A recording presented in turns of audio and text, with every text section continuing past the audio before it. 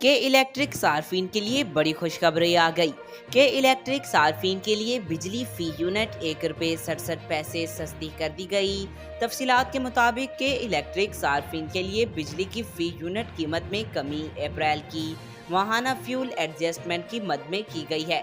जुलाई के बिजली के बिलों में के इलेक्ट्रिक सार्फिन को रिलीफ मिलेगा।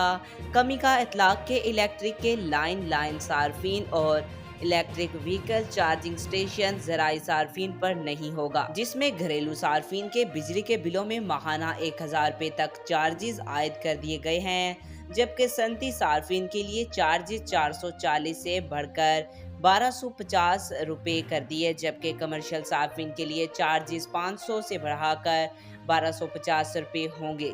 नए चार्जेस के तहत 100 से 200 यूनिट इस्तेमाल करने वालों पर फिक्स चार्जेस आयद नहीं होगा।